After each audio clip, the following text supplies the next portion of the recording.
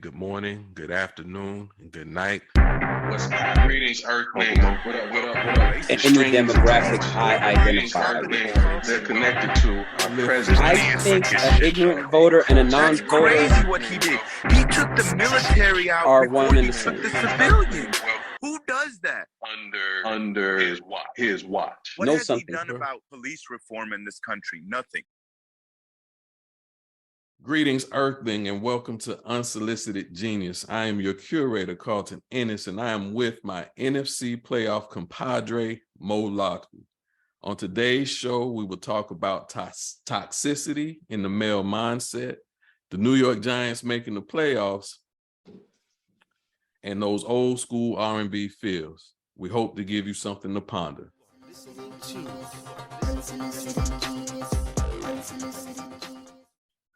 What up, Mo? What's going on? Happy New Year. Happy New Year, my brother. How are you? I'm doing well, man. How is 2023 treating you so far? Seems like another day. Yes, it does. Sometimes it does, sometimes it does. Now I'm working on my 2023 mindset. Got some new things that I'm looking to take advantage of from the inside out. So far, a lot of it does feel the same. Got the football, got the podcast, got routines, but I'm taking a different mindset into this thing, or an evolved mindset. So with all that, fantasy football is usually on your mind right now. Is it that? Anything else going on with you want to talk about? Definitely not fantasy football. That shit is over. Nah, man. Yeah. Just chilling, man. Enjoyed the holiday season with the family. Just blessed to be here. Did y'all go anywhere? No, my sister and my two nephews, they came up, and her parents came up, so we just chilled at the house. Yeah, cool. All right, so let's jump in. In the headlines, it's the holidays, so I guess, everybody tries to be a little more joyous, but on the internets, a lot of dialogue as a result of Andrew Tate, former kickboxer, maybe influencer. From my vantage point, he kind of picked up where Kevin Samuel, may he rest in peace, left off. But with him, with Andrew Tate, comes a lot of conversation about male toxicity. And, the various perspectives on how it shows up. Is it even a real thing? Et cetera, et cetera. Are we even talking about masculinity? Are we talking about something else? So I figured you and I both being men and proud to be men, this would be something good for us to have a little discussion about. I'm curious to your perspective, but also have, my own thoughts, ideas related to the subject. So I'll start with just opening it up to you. How do you perceive male toxicity revealing itself in our day-to-day currently? I mean, just, as I would tell anybody that racism is not a Black person's problem, it's a white person's problem in this country, or whoever the racist is, that's their problem. I would also argue with you that sexism is a male problem. Women are men's equals, but they've just been, in my opinion, sexualized to the point where it's just their appearance. It means so much in today's society, a woman's appearance. And like, I'll give you an example, Carlton. Like, when you go to the pool, you take your shirt off and go swimming? Sure do. Cool. No one cares. No one's looking at your chest. No one cares. Fat ass men at the pool got their shirt off. No one gives a crap. Barely hanging. Yeah, like no one gives a crap. If a woman just in a normal pool setting just took her top off and her chest was out, that would cause a reaction. Yeah. Yes, it might. Yes, it might. And the reason for that is because breasts have been sexualized on women, whereas they are not on men. So, women have to overcome so much, in my opinion, because of men, especially like a Black woman, for example, who has to overcome like racism and sexism. Like, dog, look at our country, our country was a country that had slavery, that believed black people were inferior for hundreds and hundreds of years. They let the black man vote before they let the white woman vote. They let the black man vote. For the 15th Amendment allowed all men in this country to vote. Women didn't get the opportunity to vote till the 19th Amendment. So the country has just as great of a sexist history as it does a racist history. I don't know too much about this clown, man. I know what he's accused of is horrific. For those of you that don't know, he's been accused of running a sex and porn ring. And there's a Romanian teen who claimed the alleged twisted influencer tried to rope her in when she was just 16. So if these allegations are true, you know, he's an asshole and deserves to go to jail. He's claiming this is a conspiracy against him, talking about the Matrix or some bullshit. To me, you know, the guy's a clown, man. He doesn't even believe like racism exists. You know, I didn't know that part. Yeah, like he was taking shots at Meghan Markle on Piers Morgan's show in England, basically saying that she should be careful how she talks about such a prestigious institution, especially when there is no racism. And he was like, look how light she is. He was like, there's people darker than her. The mayor of London's darker than her. I believe the mayor of London is an Indian gentleman. I could be wrong, but I believe he is, or whatnot. You know, he's a gentleman of color. You know, to question someone's blackness because of the color of their, like how dark or light they are, has always been just asinine to me. To question someone claiming, like, why is it so hard to believe that Meghan Markle is a victim of racism in the royal family? Bunch of damn racists. Like, it's not hard to believe. Like, surprise, surprise, right? Surprise, surprise. Like, what are you talking about? So highly unlikely she was their first choice for the prince. And then he claimed, he says he's of mixed race and he's never experienced racism in his life and blah, blah, blah. So, you know, the guy, in my opinion, from the little I know about him, is a clown in the same vein as, I would say, like Candace Owens. I'm not even sure what Andrew Tate's race is, but you know, it's just a clown to me, not even worth talking about, not worthy of attention, man, because he does everything for attention. It looks like he's going to be getting some attention in a cell block. Yeah.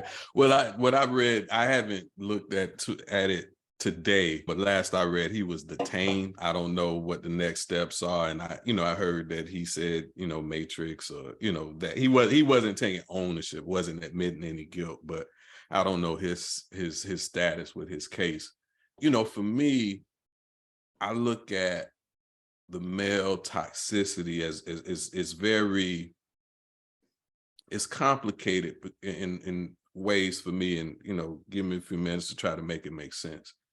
But because on one hand, I would argue that it's not male or masculine or any toxicity in that regard. It's just toxicity, period.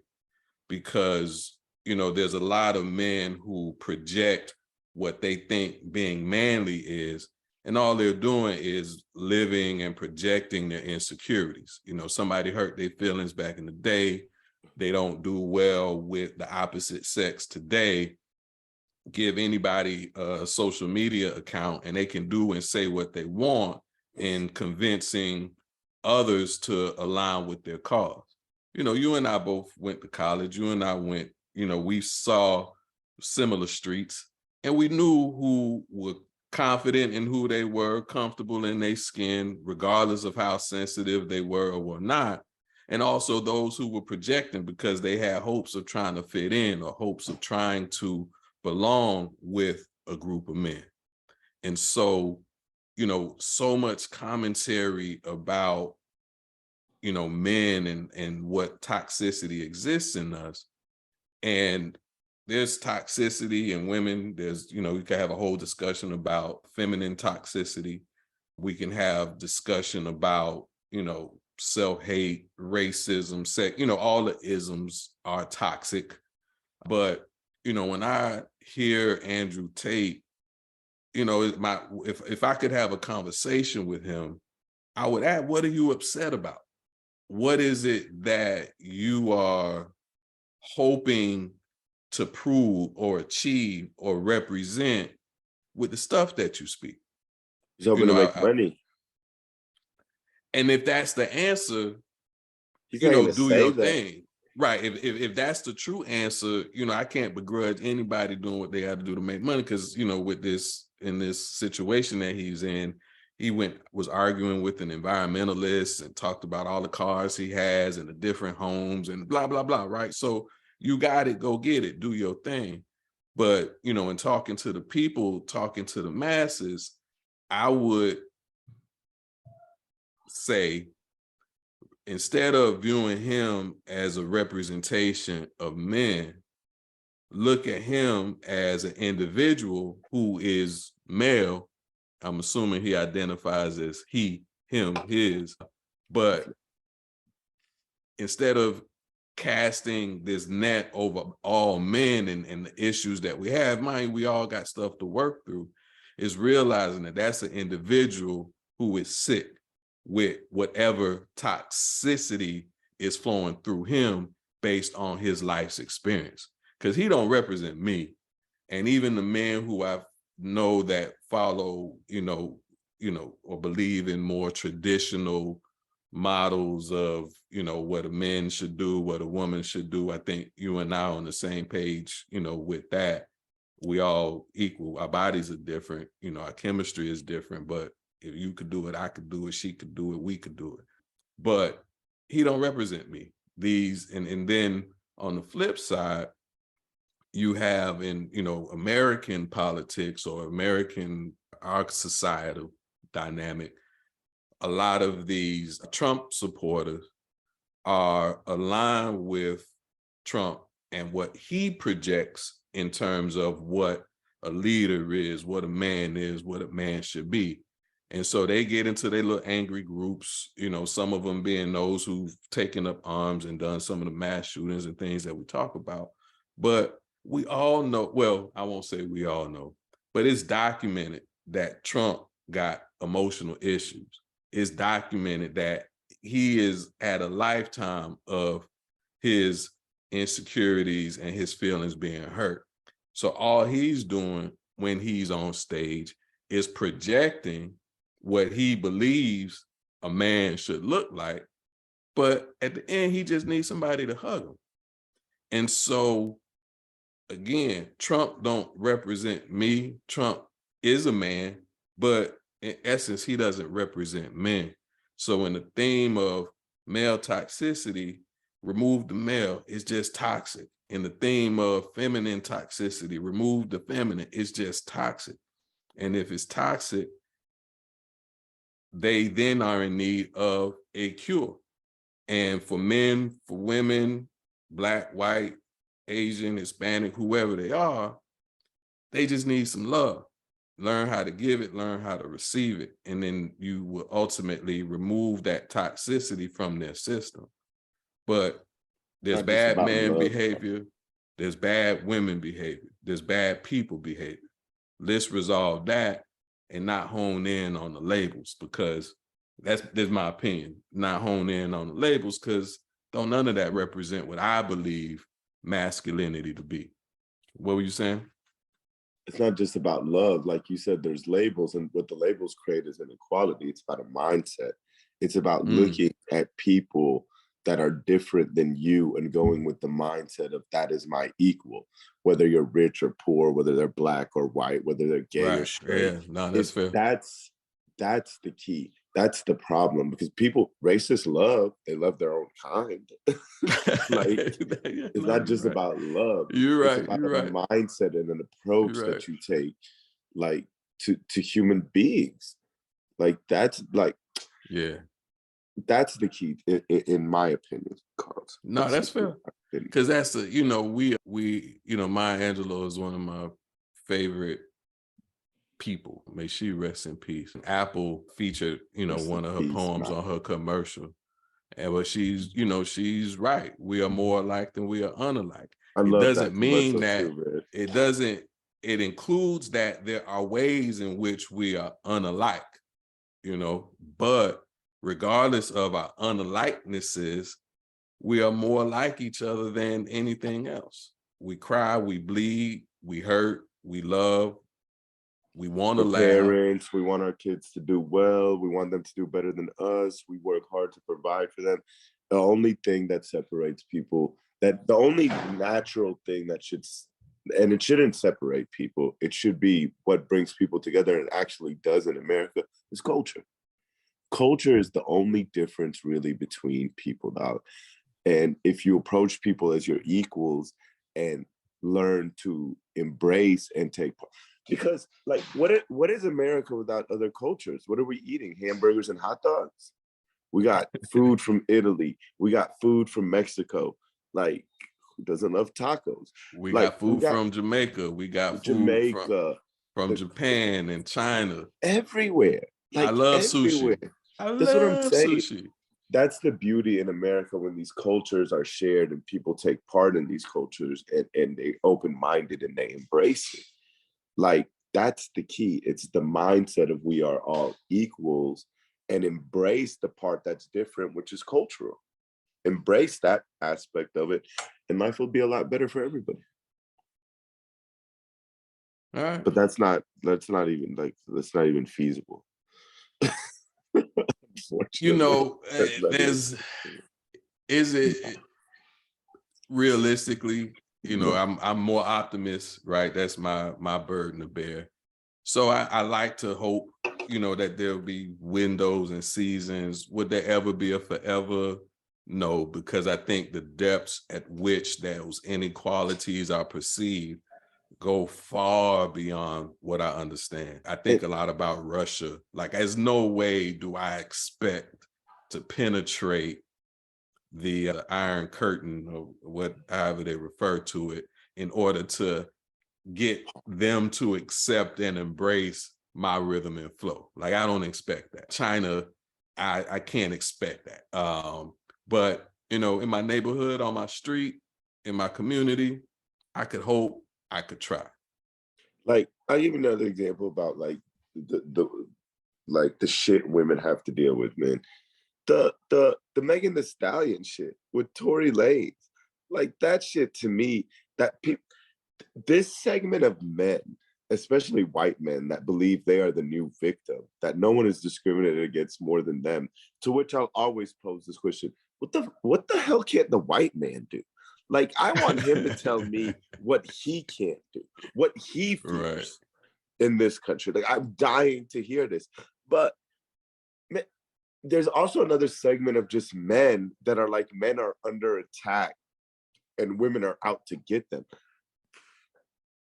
Megan Thee Stallion gets shot in the back of the foot. Like, there's x-rays to prove that. What are people defending? Like, this coward, because, you know, once again, it's this belief that I am superior. You are beneath me. You listen to me because I am man. Like, Tory Lanez is in there trying to get her to admit to sleeping with him, to her best friend, who he knows has a crush on him. And she's just uncomfortable. So she decides to leave the situation. He can't stand that she's leaving the situation. So what does he do? He pulls out a gun and he's like, dance, bitch. And he shoots her in the foot. And there's men that are defending Tory Lanez's actions. Yeah. That's crazy. I'm aware of that case. I read it. I saw what his dad had to say after the court hearing, and et cetera, et cetera. I don't understand what's happening. Do better. I don't understand what's happening. None of this. If she's shot in the foot, he had a gun. What is the discussion? They're trying to insinuate what's that it the was her controversy? Best friend that shot her. They tried to like put that out there, that the best friend is the one that shot her. But it's like, and Jay-Z was behind it. Who doesn't believe that Tory Lanez shot her in the back of the foot is my question. And now, like, that he's found it was guilty. Done. Yeah, now that he's found guilty, there's people talking about someone's out to get him. This isn't. No, Tory Lanez is a dumbass. And he did this to himself with this clown ass move, man. Yeah, I guess, you know, when I first said that the conversation around male toxicity and is so broad because it's seemingly intertwined in so much of what we're seeing, whether it be on, our media, as I talk about Trump, or social media, when things like Andrew Tate or Tory Lanez, where all that conversation occurs. And, again, Tory Lanez don't represent me. He's an individual who identifies as male, but beyond Carlton, that, it's that's important to him being recognize him. that that's everybody, though, Carlton. Like, don't judge a group of people by what one individual does. Just judge that individual by his That's actions. what we're saying. That's what you should do with any person. Like if one gay guy steals, that doesn't mean all gay people steal. That's a ridiculous conclusion to come to. What your boy say? Hide your bag, hide your purse, hide your kids. I'm with you. I think I always, in situations like that, think about if that was my daughter, how would I feel if someone did that to my daughter? Right. Tory Lanez would have bigger problems in jail if that was my daughter. Shot in the foot. Like a clown. She's walking away. She has her back turned to you. Why would you take out a gun and shoot her? Dance, bitch. What was the Eddie Murphy movie with Richard Pryor? I thought that maybe he had Harlem Nights, that maybe he had just watched the Harlem Nights or something and thought he had a point to prove. But again, a moronic point. It don't represent me. All right. Anything else popping in the headlines we need to talk about? Like I said, it's been a lot of Christmas and New Year's spirity stuff, but nothing else. I mean, the war rages on in Ukraine. Yeah. So we'll see. Yeah. Yeah. Hey, all man, right. I'm also watching Monday Night Football. This guy for the Buffalo Bills, I pray he's okay, man. Did you see this? No, I didn't see it. What happened? He made a tackle. They're crying. Oh my God. Oh, he's okay. He made a tackle, man. He gets up, Carlton, and then he just faints and just lands on the back of his head. All right. I'm praying he's okay, man. Yeah, I hope you're okay. Your boy Don Lemon was in the news. He was on CNN hosting New Year's Eve. Don liked his juice, so he was leaning a little bit, and they started playing Back That Ass Up. So he got caught up in the booty shake and forgot to do the countdown. So that's the only headliner I had. It's better than the countdown. I mean, it's a classic. When the classics come on, what you're supposed to do, right? Come on, man. This isn't the first time Don Lemon's gotten loose on this New Year's celebration. They know what they do. Don Lemon. And I have my different beefs with CNN, but I appreciate them giving Don the freedom to have a good time. All right, on that, we'll take a break and be right back.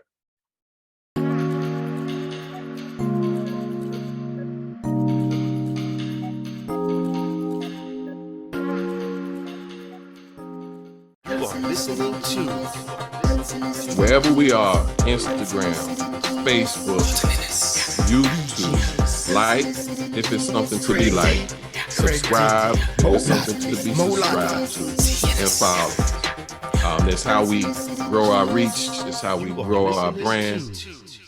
Unsolicited genius.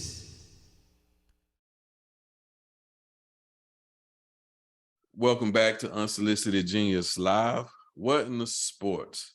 So, a lot of football, heavy football right now. I ain't even looked at basketball. So college playoffs, let's start there. Any reactions to the outcome in the two games? First of all, two great games they gave us in the semifinals. TCU, man, riding the Cinderella story. TCU's won game, couple of lucky breaks away from maybe being the national champions, which sounds crazy. Georgia going for history here, going for the back-to-back. If you asked me to put my money on it, I definitely put my money on Georgia. Yeah, I'm definitely cheering for TCU. I hope they get it done. I doubt it, but I'm definitely going for them, man. So we'll see. I hadn't thought about it. I just want to one more thought before we go, Carlton. The playoffs have completely ruined the bowls, because when we were kids, when we were children, and I know it was a while ago at this point, but January 1st, man, was like, it mattered. I couldn't wait to get up in the morning, turn on as many TVs as I could to watch as many games as possible on January 1st. And now all of these games are just scattered. I have no idea who's like I woke up and Tulane was playing USC in the Cotton Bowl. I was like, Tulane? And they won. Yeah, and they won in a miraculous way too. But I was just like, I can't believe like what happened to the traditional January 1st, like bowl The games. Rose Bowl, the Orange Bowl. I love the playoffs because it gives you a truer champion, but at the same time, it's completely just destroyed, Bowl the season. tradition of what was January 1st. And that's why they did it, right? Because again, our youth before BCS, unless the team went undefeated, oftentimes you didn't have a clear champion. They used to have the co-champions and, all those things because they never played each other. Then you introduce the BCS, which maybe gave more clarity to 1 and 2, but how they became 1 and 2 wasn't clear, right? We wanted more clarity into who that champion was, which you get via playoffs. But man, they have rendered bowl season pointless for me. Beyond then you watching have all these stupid bowls, the Duke Mayo Bowl. They're pouring mayo over the I don't try to keep up with the names. I don't like, try to keep up with the It's names. just crazy, Carlton. I miss when it was January 1st and it was like 8 bowls that you knew what the bowls were. You knew the teams. That was kind of live. You knew what city they were in, and you also weren't sure who was going to be the national champion before the day was done. See, what I'm hoping happens when they expand this playoff is they come back to this where they just play a bunch of games on January 1st. Oh, so you would rather than it have to be a bowl game or, Tostitos, Rosetta Stone, Fiesta Bowl, whatever. You're just saying put them all on January, at least round 1. Put them all on January 1st. And put them in the traditional bowl. So you'd have the Fiesta, the Rose Bowl, the Sugar, the Orange. Okay.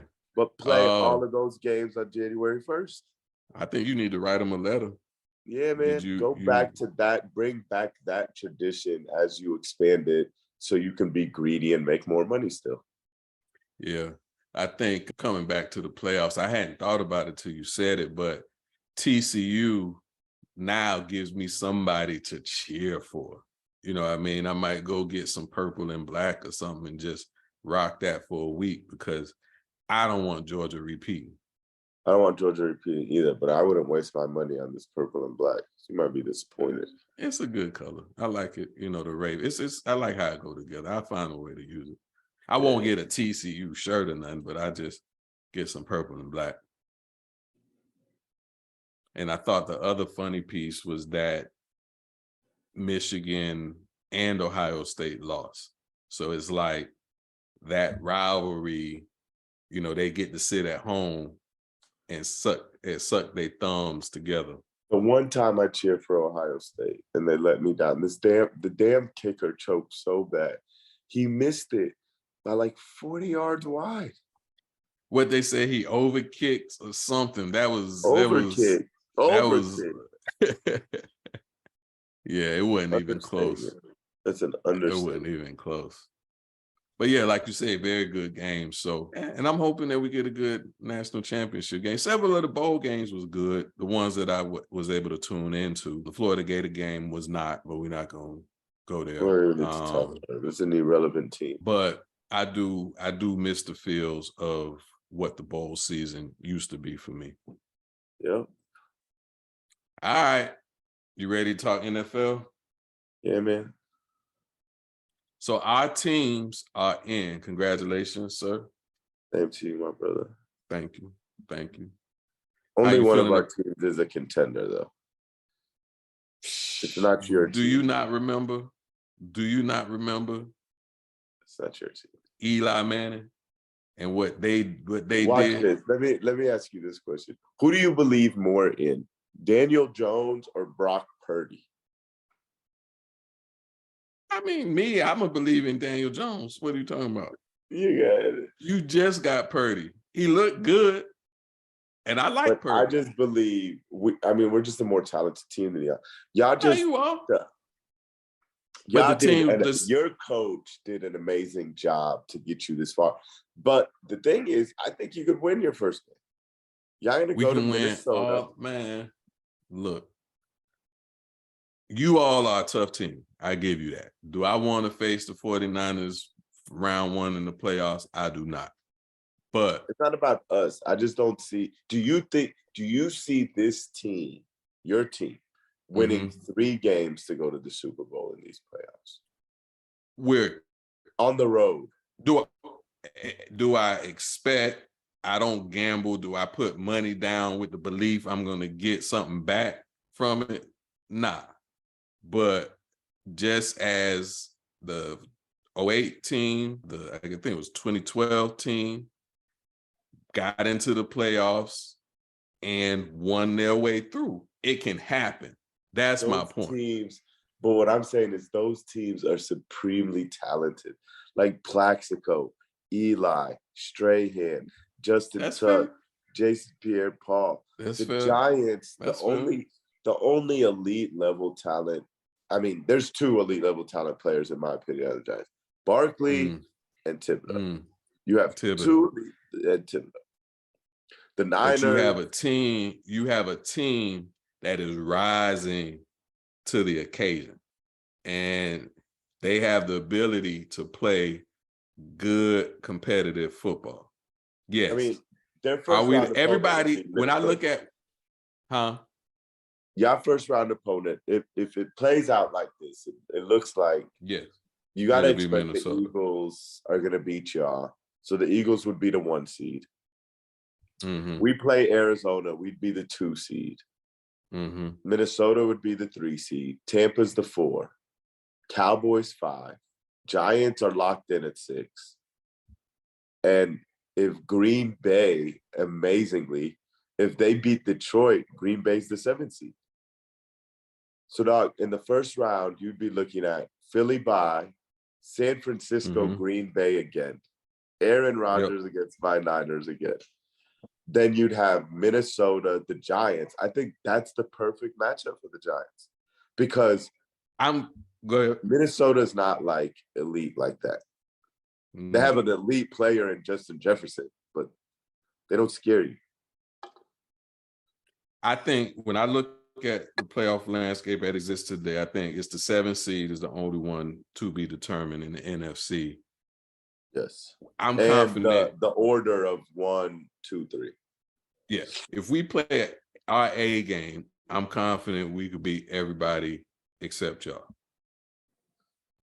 That's where I'm at. I mean, I don't know why you'd be confident you could beat the Eagles. I think they're beatable. I think the Eagles can be got. I think the Eagles can be got. What I'm saying, dog, is if you're going to win games, y'all going to win games by you're going to have mistake-free football. Exactly. You're tough defense. Perfect football. And Saquon got to do his thing. You got to start with it. Saquon isn't the only one. We can't get there without Daniel Jones. We can't get there if the receivers don't catch the ball. But if we start with Saquon, play tough football, don't make the silly mistakes, we got a chance. If I'm playing the Giants, Daniel Jones has to beat me. I can't let Saquon Barkley beat me. And Daniel Jones can beat you. Danny Jones can beat you. That's what I'm saying. I want to see in the playoffs, if I want to shut down Barkley, and I want to see Daniel Jones and Darius Slayton and who's the other receiver? James, and then we got your boy that we picked up from. You talking about Richie? Yeah, and then the boy we picked up from Buffalo, number 18. Oh, and our tight end, 82. So you don't even know, man. Look at how Evan Ingram is balling for Jacksonville. Ugh. balling for Jacksonville.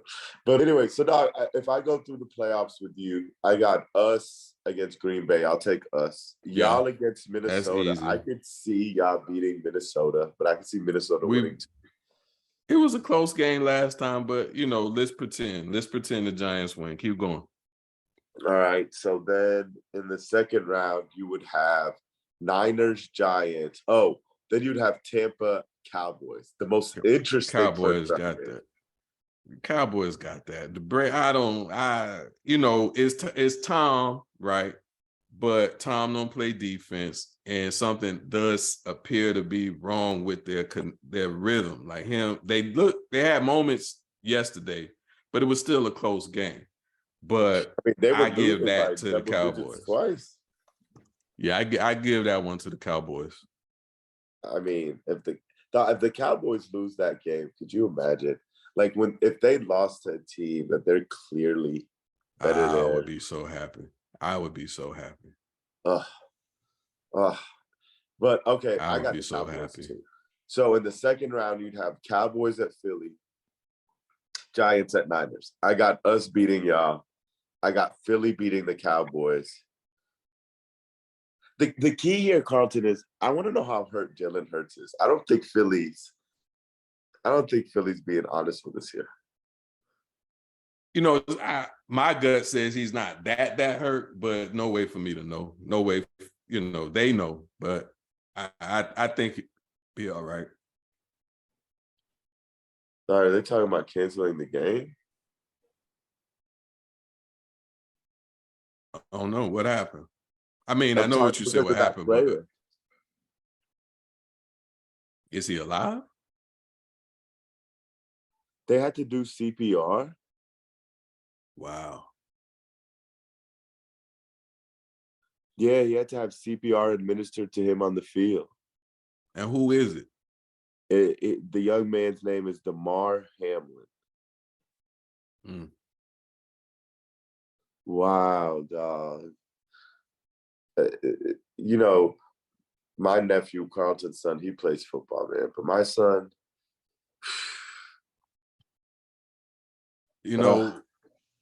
for me, I watch football now as a parent. I don't look at it in any fashion or form and connect it to, my football experience. So when these young men at this stage get hit, I see my son in that, and I jump, I feel it.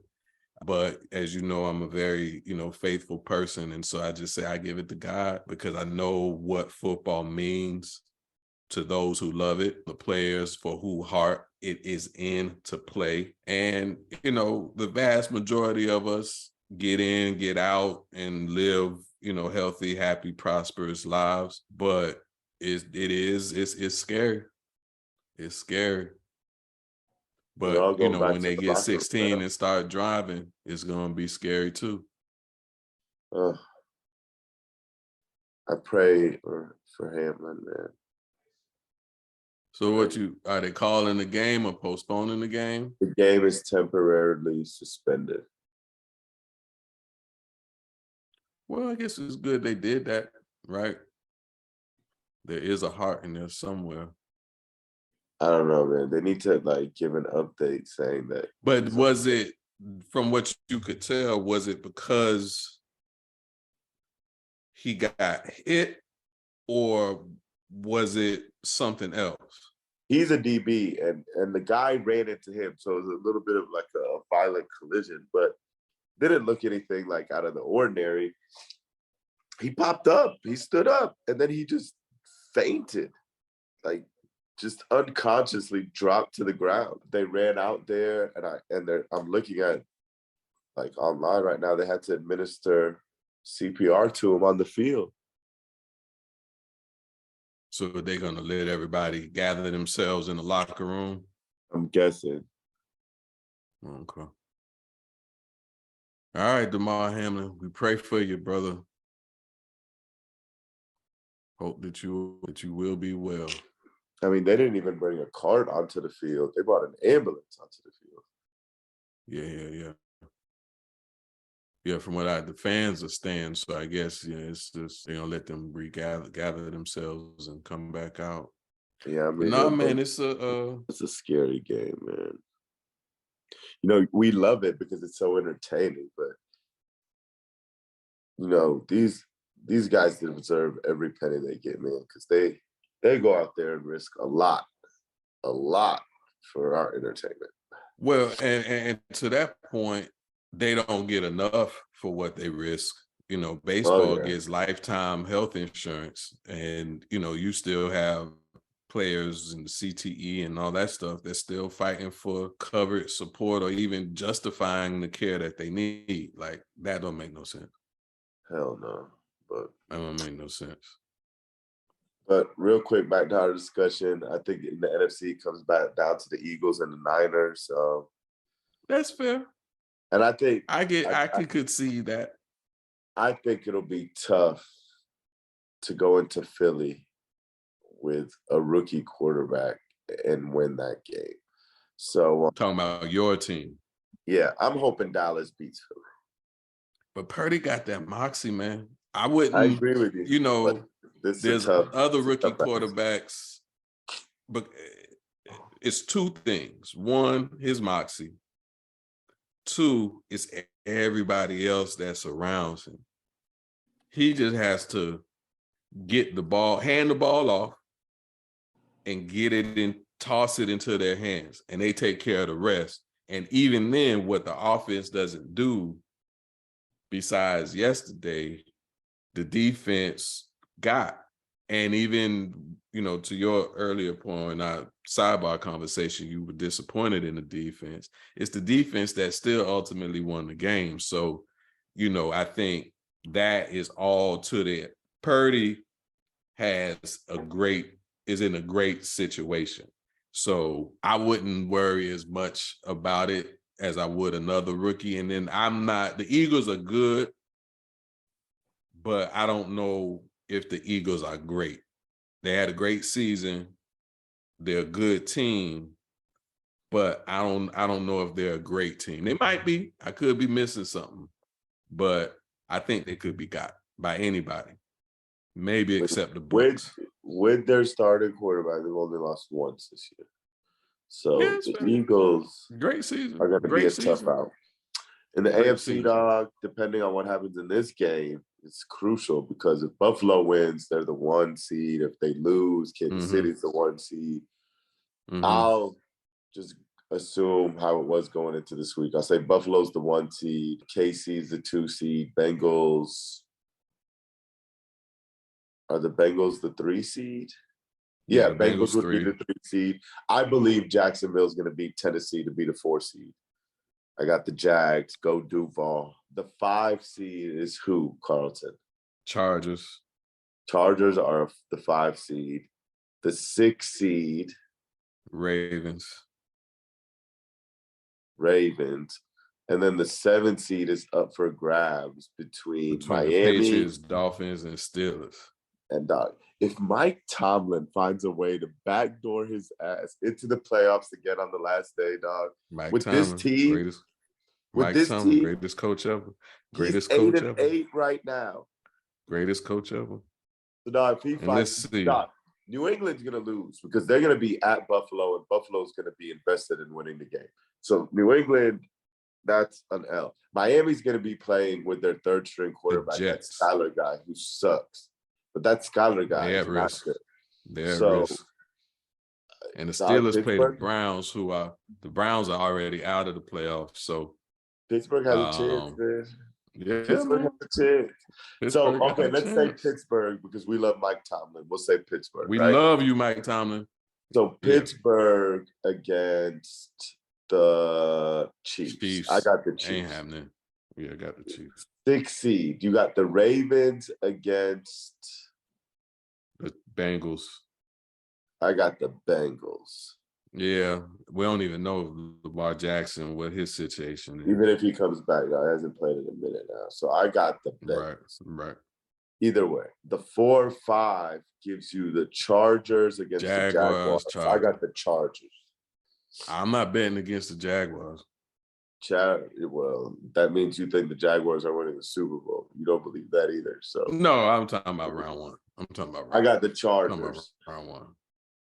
So in the next round, what are you looking at now? You're looking at Chargers. Chiefs. Chargers against Buffalo. I got Buffalo. Then you'd have the Chiefs against who, Carlton? Against the Bengals, and the Bengals own the Chiefs. The Bengals do own the Chiefs. I'm not batting against Mahomes, but the Bengals own the Chiefs. I think Kansas City would get their revenge here. I got Kansas City. Then it leaves us Kansas City at Buffalo. I got Buffalo. Woo! And then and Niners, Eagles. I got Kansas City. I got the Eagles.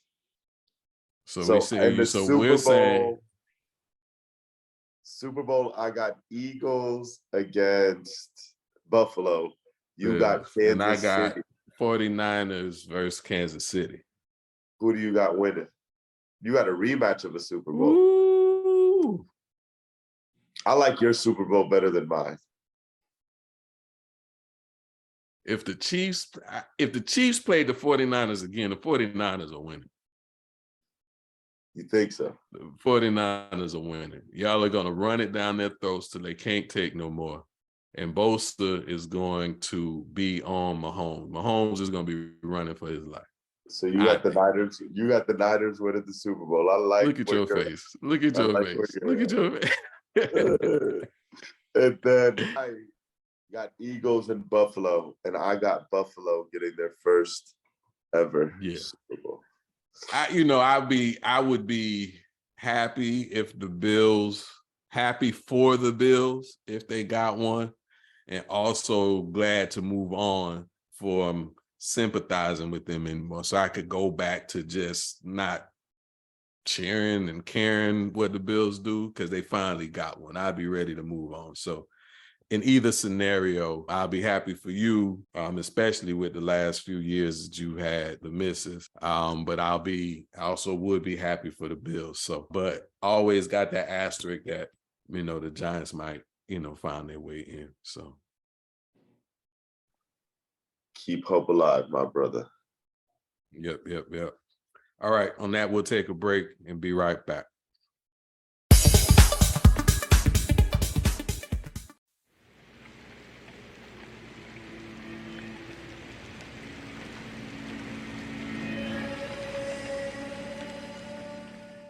Good morning, good afternoon, and good night. And it will be so sweet, America. It will be so sweet.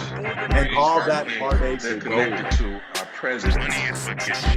You got to see the monster to be able to destroy the monster. He took the military out before he took the civilians. Who does that?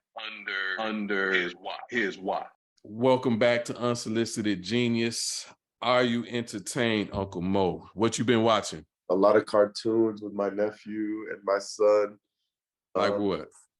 Oh, Nick Spider-Man, Jr. stuff? Spidey, Spider-Man, that's Mickey cool. Mouse. He loves those two. What else have we been watching? We watched, Knives Out? The Glass Onion. I saw you watched the Glass Onion? That was live. You saw it too? That's live. It was live. I thought it was excellent.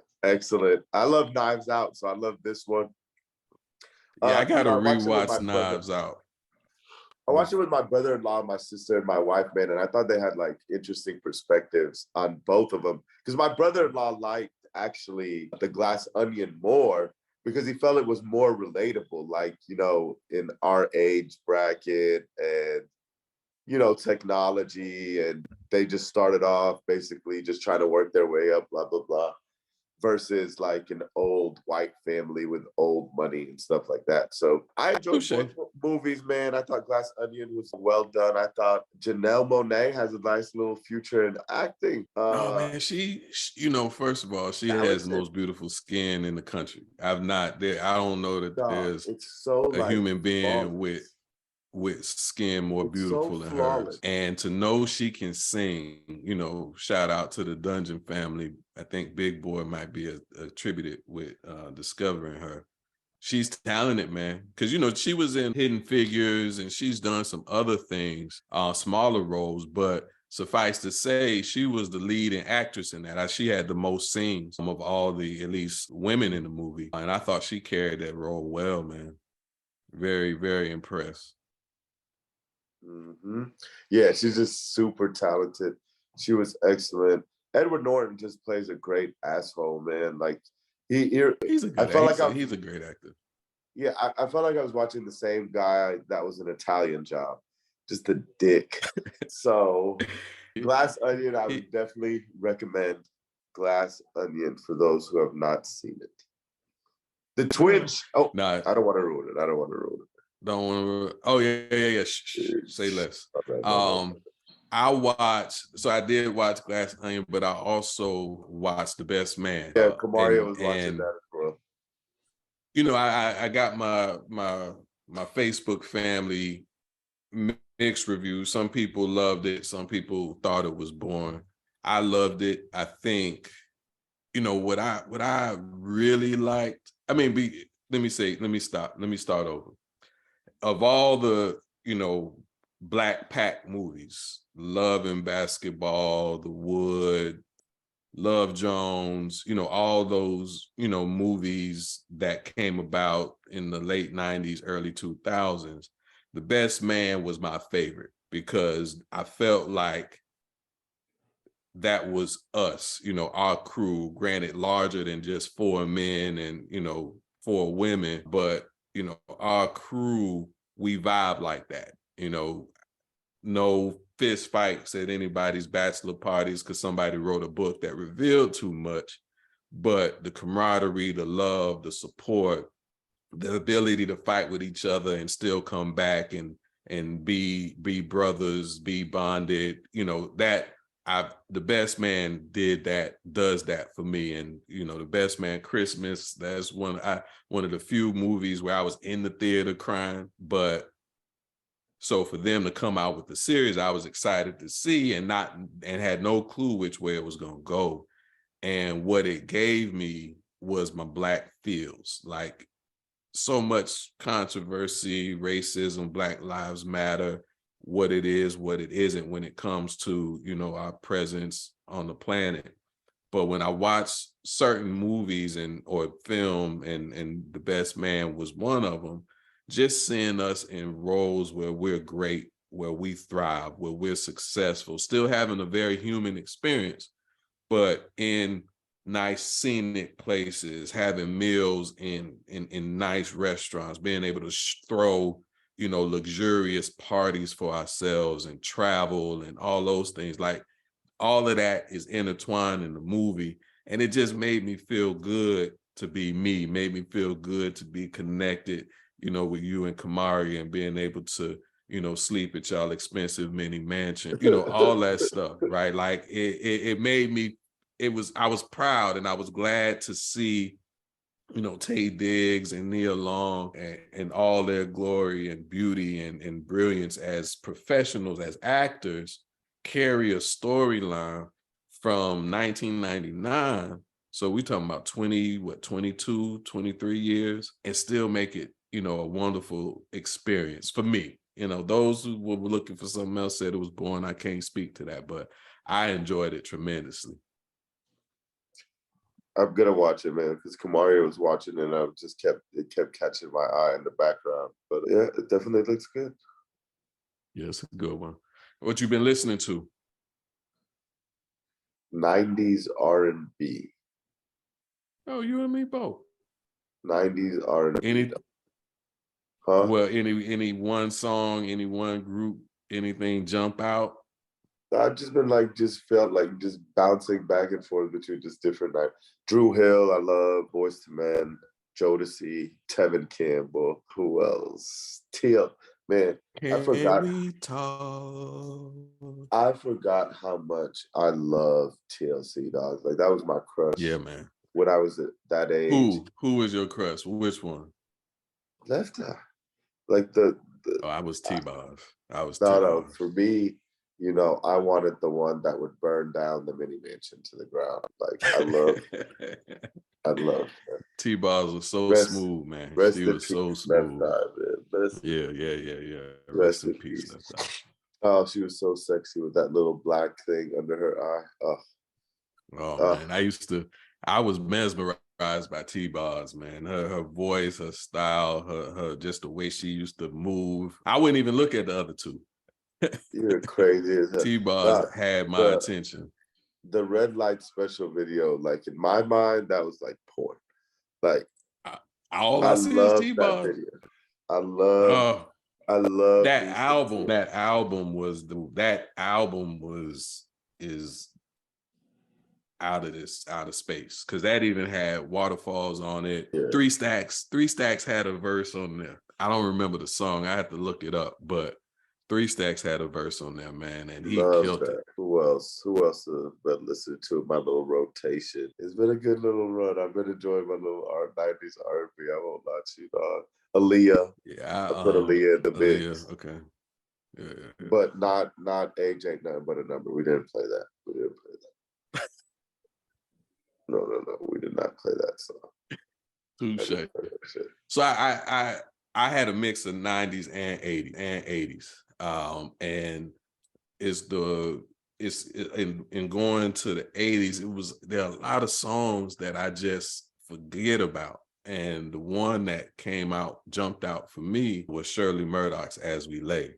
And to know when it first came out, I didn't know what they were talking about, right? I just knew the passion at which she sang the song. You know what I mean? And, you know, I heard it on one day, but I've been singing it in my head every day since. I pretty like it was Christmas night or something. And it's on replay as we lay, and the rhythm and the tune and the emotion and the passion. And, you know, I know you and I have talked about this before, and we probably would never land on a definitive answer. But the fact that we just don't get music like that, when at one point in time it was the norm, it was commonplace, you know, whether you liked it, loved it, or just skipped over it, it was commonplace to have a song that talked about honest emotions in the space of love and romance. You know, it still exists today. People are still, you know, making music, but it's so far underground. It's so hard to just go on Apple, turn on the radio, wherever, and get it. And I don't understand what happened. Well, I think it's twofold. One, I think it's a much more aggressive, like, it's not like I'll make love to you. Like, we had that, right? Like, now it's like, I'll choke you, ho, and you'll love it. But they sing about it. And the women sing what your girl said, eat. The girl said she wants you to eat her groceries. You know what I mean? Like, it's cool. It's a catchy dance to song. You know, I love to dance, but where's the balance? You know, can we get to know? Can I get to know your name? Can you come and talk to me? Before we start eating each other's groceries. But the other part of it is, when you first heard these songs, you were young. Me and my brother-in-law were talking about this, because we play, one of the 90s songs I played was Usher. 7 o'clock on the dot, I'm in the drop top, cruising the street. You know, I love it. As we got older, dog, you can't. Right. Young love is a completely different love than the love you experience at this age. That adrenaline of the excitement of getting to see her is just you just can't recapture that. So when you go back to that time and you think about where you were in your life and you heard this song, what it means to you is just, you can't explain that feeling. And because you know, for some kid today, eating the groceries is giving him that feeling of young love. That's why But that's what's so, because to your point, right? We were young, and the artists, whether they were teenagers, early 20s, they, their songs geared toward a younger age, right? Like Troop, I can't wait to get to school each day. You know what I mean? So yeah. you and I ain't going to school, right? Like it's not, that we can't relate in the way that we once did. But Khalil in school, Johnny gonna be in school. Does he not deserve a song where he hear when the girl walk by the locker? Does he not deserve that? Does the young lady not deserve to have a young man write her a little note quoting the artist? Well, You don't have to make a mixtape. You can make a playlist. What you say? Johnny's gonna listen to old school R&B. You don't have to. Like, the feeling that they sung these songs with, to me too, is just like, someone that I was listening to that's not in the 90s is, rest in peace, Etta James. Dog, when Etta James sings, I'd rather go blind. I feel like I'm in the room with Etta James and she's watching it go down and she's just losing the love of her life because she's just singing that song with just so much pain.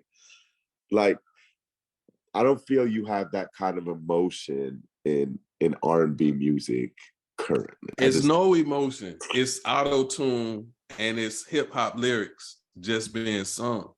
Is the auto-tune even like, that's the other question I would ask you, man. Is the auto-tune even, in my opinion, if you're a singer, right? If you can't sing that shit at Tiny Desk, if you can't do it live, you're not a singer. Because that's the talent. Like, that's your God. If you're a singer, that's the God-given talent. I could get on the auto-tune. I can't sing, but I could get on the auto-tune and you can make me sound any way you want. If you can't perform that shit on Tiny Desk, you're not a true singer. Like, you know who was on Tiny Desk, who I encourage you to watch if you didn't see it, Carlton? Anthony Hamilton. Anthony Hamilton got on there and sounded like the damn album. He sounds just like the damn album. His talent. I did see it. It's been a minute, but I did see it. I saw him. There's a lot of Tiny Desks that I missed, but I've seen him. I've seen Usher. With the internet is undefeated, man. I don't want nothing to do with it. Hey, man, that's one of Usher's livest shits ever. Because that beam has blown up. But if you can't sing that shit on Tiny Desk, you're not a real singer. I'm calling you out. But it seems like, though, I mean, we know, like everything else, there's a bureaucracy behind it, there's the capitalism behind it, there's a studio and somebody, an exec trying to make money. And so they create artists, they create these personas, and somebody write the song, somebody give them the words to say, and then they go. And that's what, our sons are being forced to accept.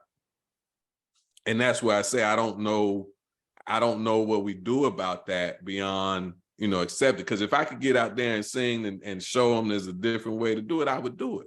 But that ain't my ministry. It's, I'm here with you doing what I can. For him, old school music, man. That's all I do. That's what he get. My son is 3, full disclosure. And, the shit he loves right now at 3 is just straight up 90s New Orleans hip hop, like Cash Money, No Limit. I play the clean. That's what got Don Lemon caught up. Jumps on me, but if you asked him what song does he want to have played most of the time, he's gonna look at you and say, Daddy, I want to make him say, and that's just his song. One of my proudest moments is when my son was able to recognize Nas. I said, son, who is this? And he said, that's Nas. And I said, I've done my job.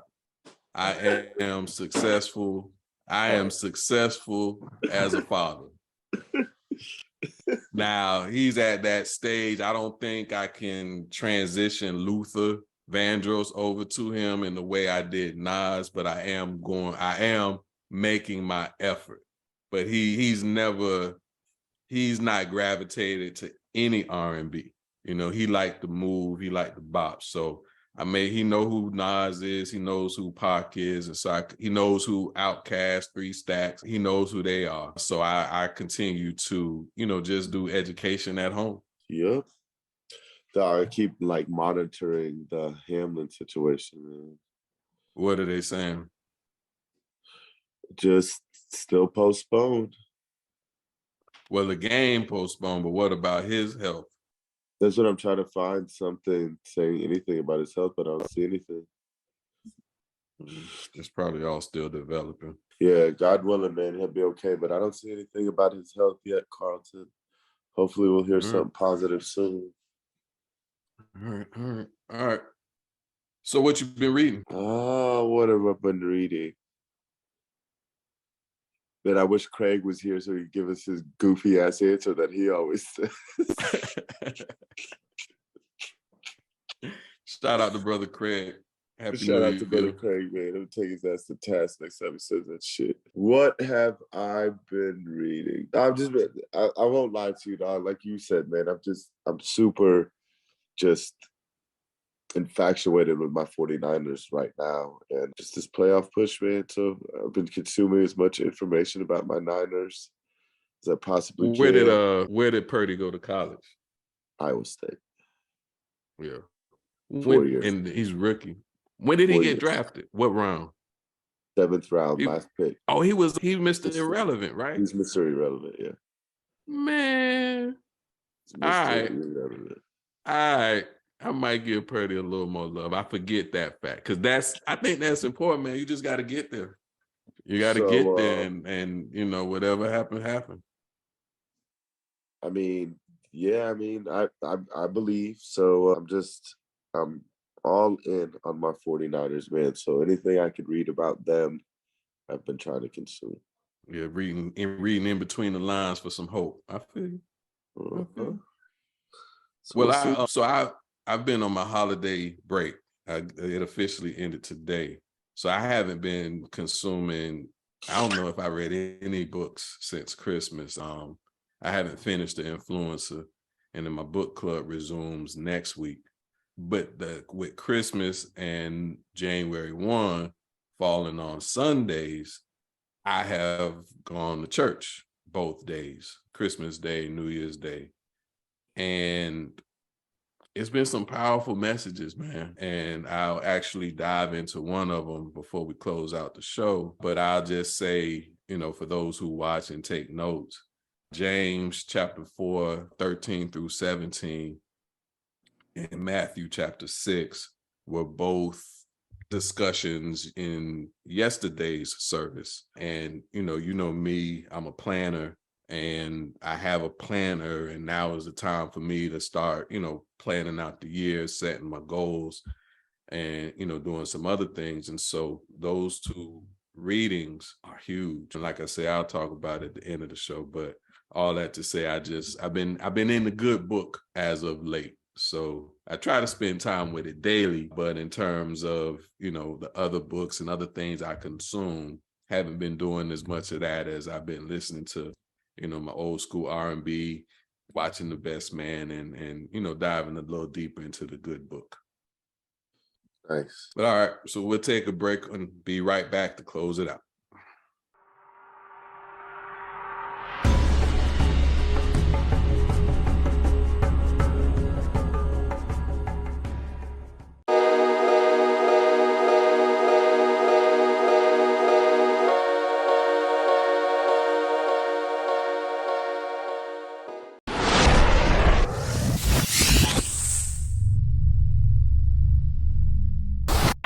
Welcome back to Unsolicited Genius. Before we get out, we'd like to remind you to like, subscribe, follow everywhere that we are: YouTube, Instagram, Twitter. We TikTok here and there. I'm on LinkedIn. I'm on Facebook, Uncle Mo, all his different places and spaces.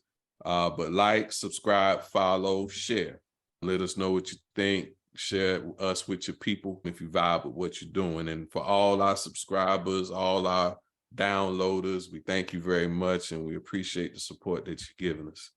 Special thank you to our sponsors, Legacy Wear. Your legacy awaits. You can find them at www.legacywearus.com. Megacore CBD, broad spectrum hemp-derived CBD, the way nature intended. Find them at www.megacorecbd, spelled CBD.com. And last but not least, our Rainwater. Hydrate and elevate. You can learn more about them at www.aurarainwater.com.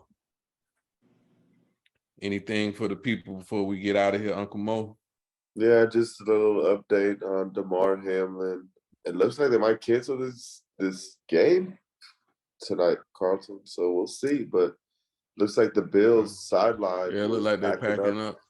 Yeah, so like they're packing up. Yeah. Prayers to DeMar Hamlin, man. God prayers bless. to DeMar Hamlin. I hope he's okay. Treat everyone like I just equals, saw his picture man. on the screen. Women, people of different skin color, different religions, people that differ in gender or origin or whatever they want to be called. Just treat them like equals and we'll be fine.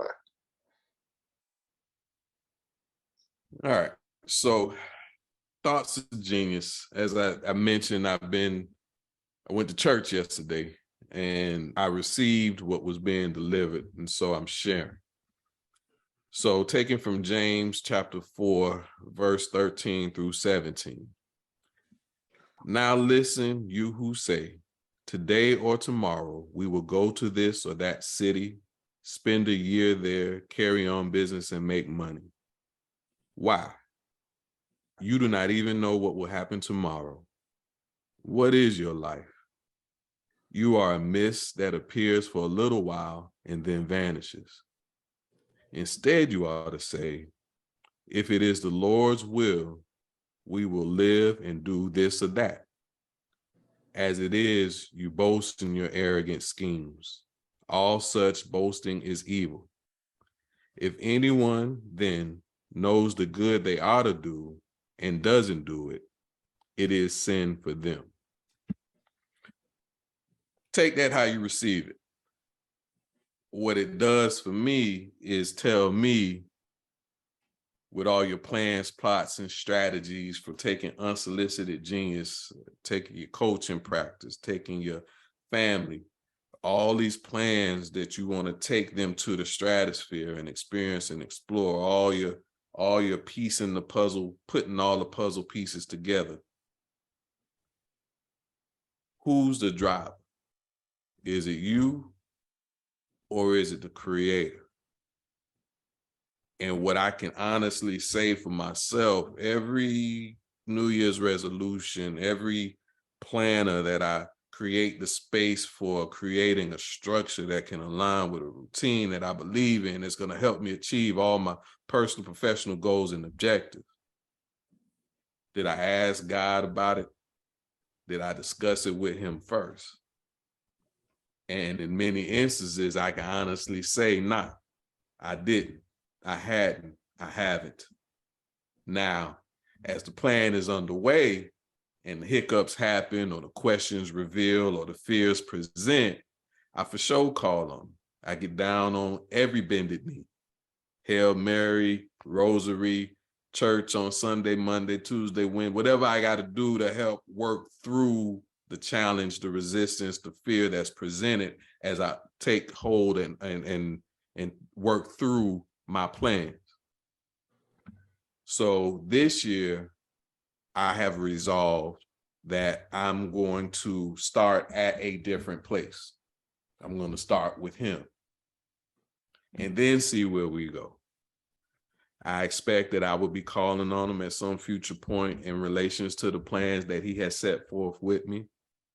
But what I also know is that the confidence that I can carry forth in that plan will exist because it's the one that he's laid out before me. So we don't take you to church on this show very much. And I'm not necessarily telling that you should go. But if at ever any point you have a plan, you have a strategy, you have goals that you've set before you and have not achieved them, and have not experienced the success that you want or experienced the joy in the journey that's available to you, my thought is maybe take it all to a different starting place. If your relationship with God ain't what mine is, and you choose not to do him, find a quiet space, sit in nature, eliminate the noise, plan, plot, strategize predicated on what's true in your heart versus what Instagram told you should do, or what Andrew Tate has said men should be. Build your plans from a different place. Build your strategy from a different place. And see where you land. At minimum, we know if you have a plan, you'll land somewhere better than you are today. And if you have a plan that aligns with who you are, then you'll be for sure and confident that you are where you're supposed to be. And on that, we say good morning, good afternoon, good night. This has been episode 28 of Unsolicited Genius. We'll catch you next time.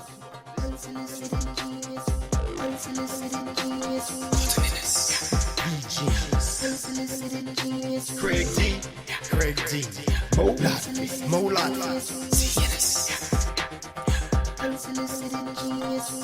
You are listening to Unsolicited Genius.